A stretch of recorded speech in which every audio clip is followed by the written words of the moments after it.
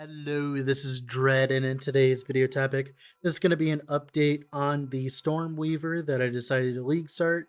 So, I've made a very large amount of changes with the build. This is pretty much entirely a whole new build, in my humble opinion.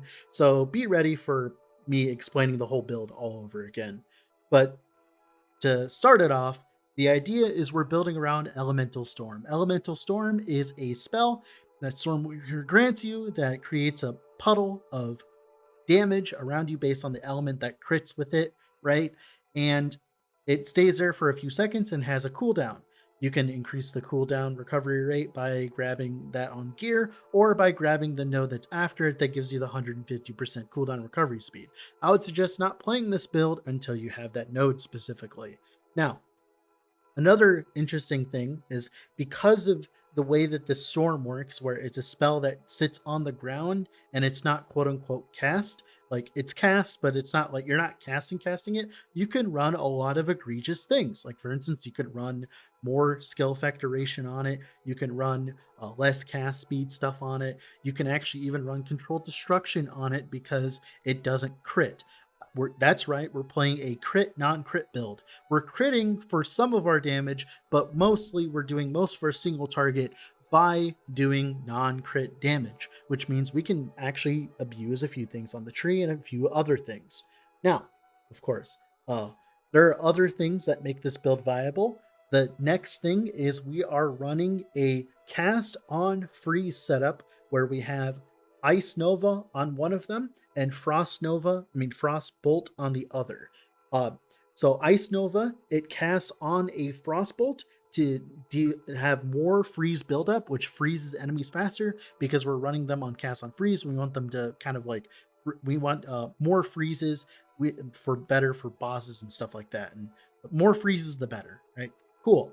Now, Frostbolt just is there just to have more crits to proc more storms because we're not running that high of crit, but we just want to get as many hits in as possible to create as many storms as possible, specifically while clearing, so we can clear with them, right? That's why we're running the Frostbolts, that on top of the fact that we have Ice Nova to cast on them, so we can make our Ice Nova's range instead of just sitting on us.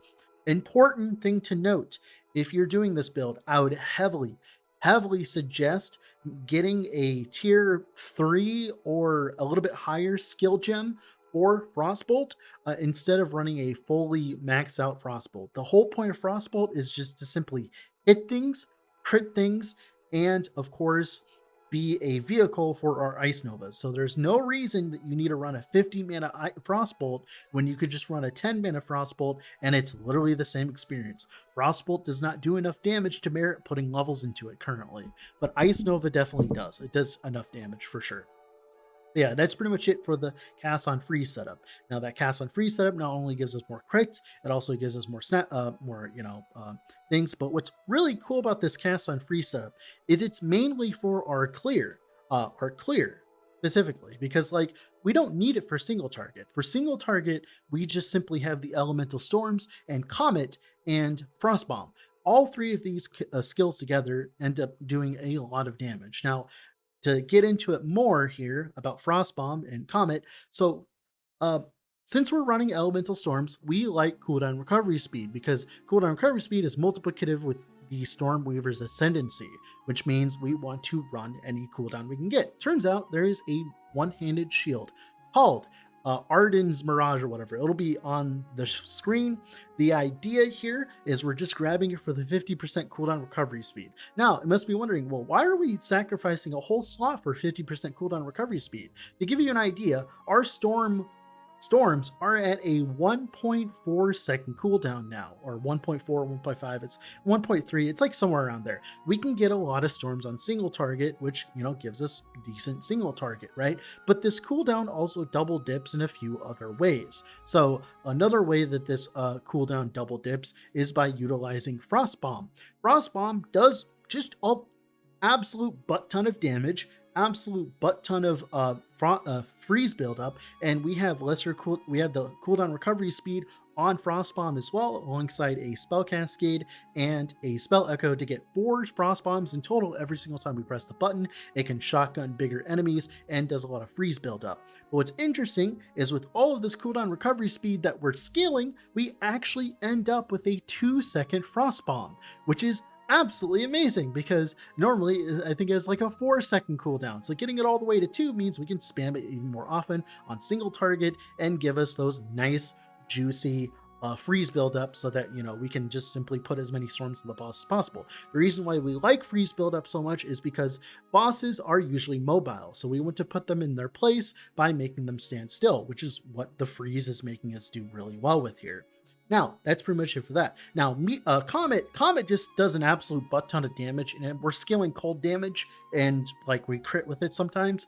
Might as well run it, right? But thankfully, we even have synergy with this build because we're running Hourglass on it, which normally gives a 10-second cooldown to give 40% more damage on our Comet. We're only casting Comet when the opponent is frozen, or on rares when they're frozen. That is the only time we cast it, because it's the only time that is considered safe, at least in my opinion. It also does a shit ton of freeze buildup if you are actually going to cast it manually on targets that aren't frozen. So you can actually get to the freeze cap if the boss is like doing some kind of move, you know, he's not going to be able to retaliate with, right? So that's great. That's cool. Now, that's all that. But what sews all of this together, right, is the Eye of Winter.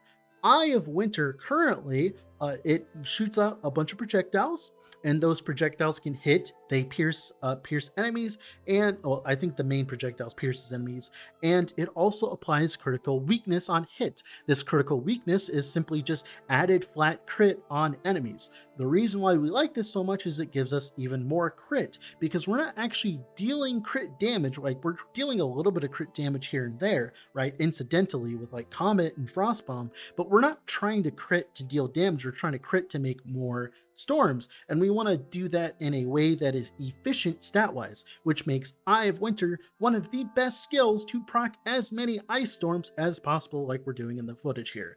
As you can see, I only cast one Eye of Winter, and the entire screen blows up with frost bombs, with freaking ice novas, frost bolts, and storms for the most part. And what's really cool about the storms, if you don't know, since we have all this freeze buildup, they actually do a significant portion of freeze on the enemy on single target and for clear, which is making it so that our clear is buttery smooth, because everything's frozen and eventually they'll die to the very long duration storms. Our storms last 10 seconds. The moment there's a storm put under them and they're sitting there in the freeze, they're dead. They're essentially dead. You can move on after doing that. And if they're not dead, well, you put a frost bomb under them, not only to give us cold exposure, but also to give even more damage, because frost bomb usually cleans up anything, because frost bomb is like ridiculous. Like, it's what I leveled this build as in the last video.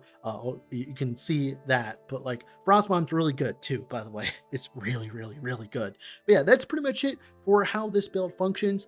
I'll explain more in detail when we get in the video now. All right, so here we are in game with the character. Let's make this quick for you guys at home, because I know you guys are blasters and you want to just get back to blasting. So for skills, Elemental Storm here.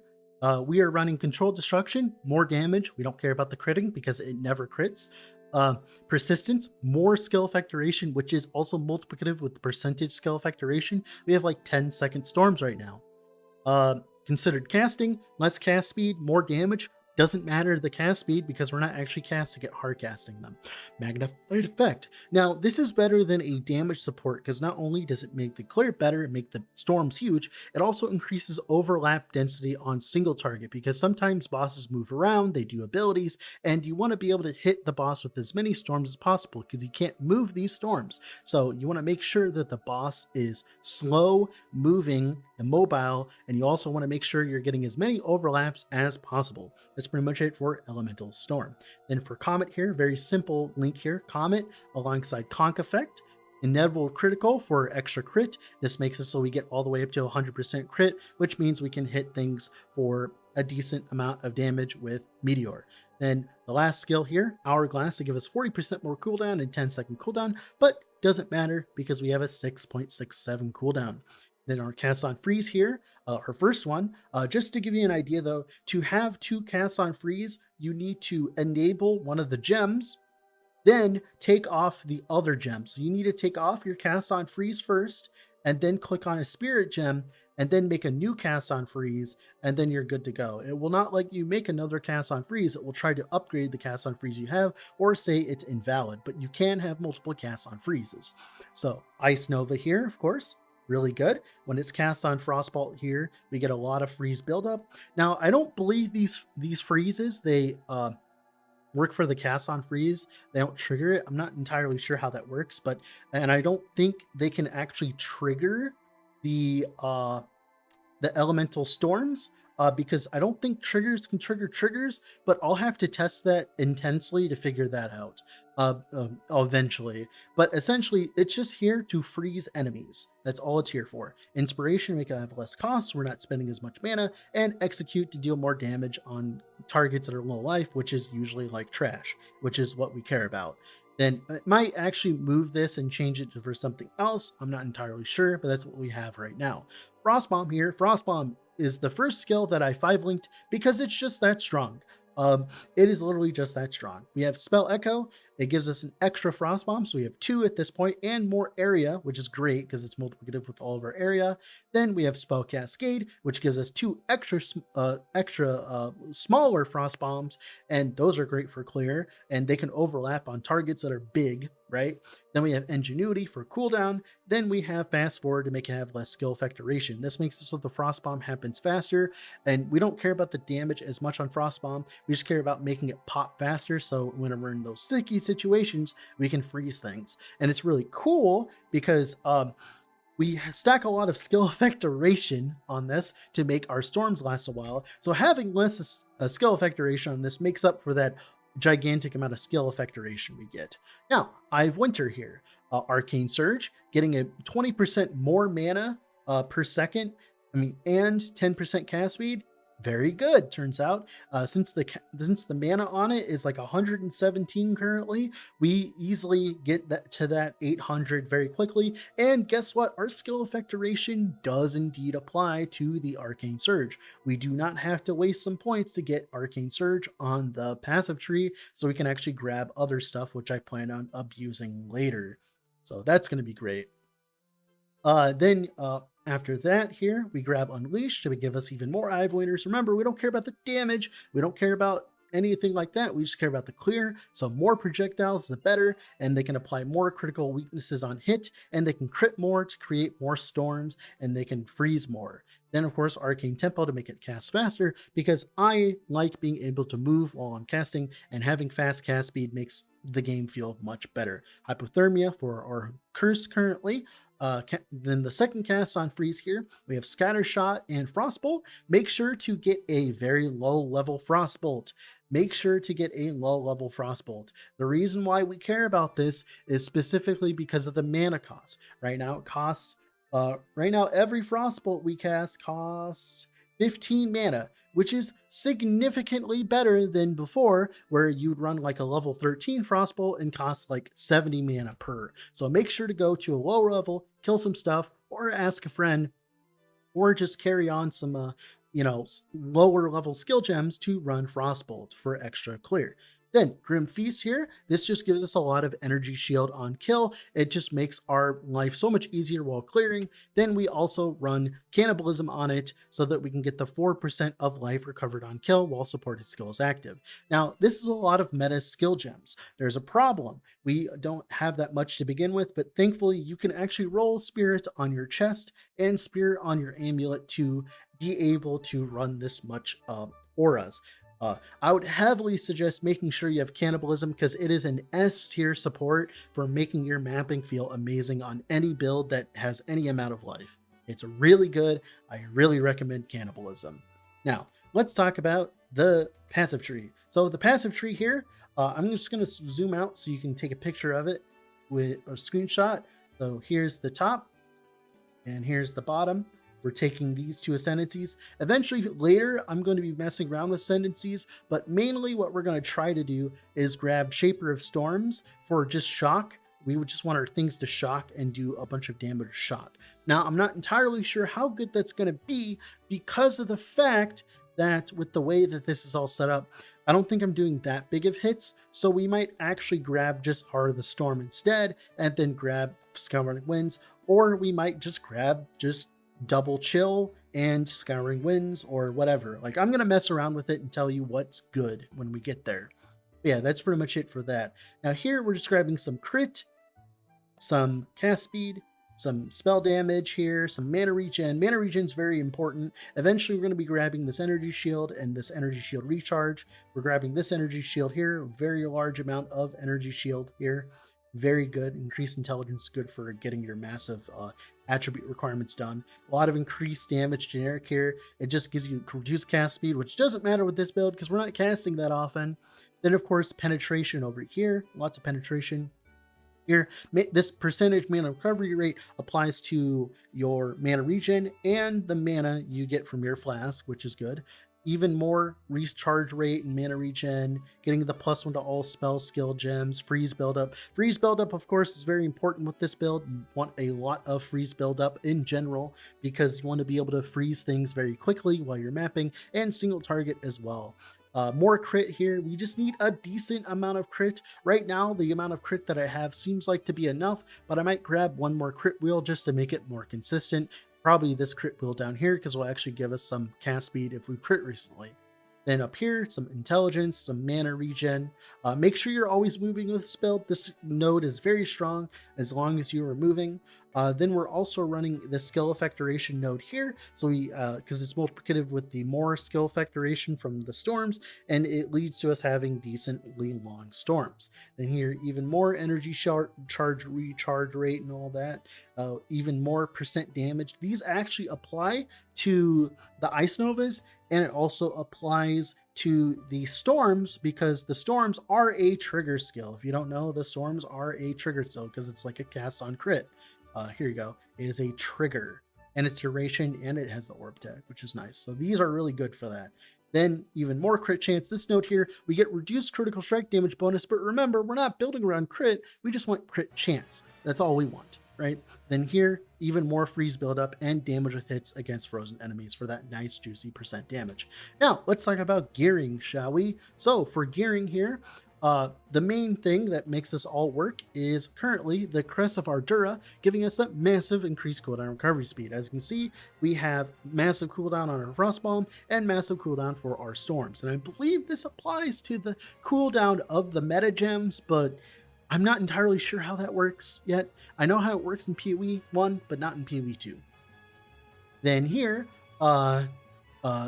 we have just a wand with crit, cold level, extra cold damage, and just like spell damage, like whatever you can get, probably plus levels for the most part here. Then for the ring here, just res life, just cast speed, res. I need to upgrade this. This amulet HP, cast speed, res. I need to upgrade this. I haven't found another spirit amulet in a while.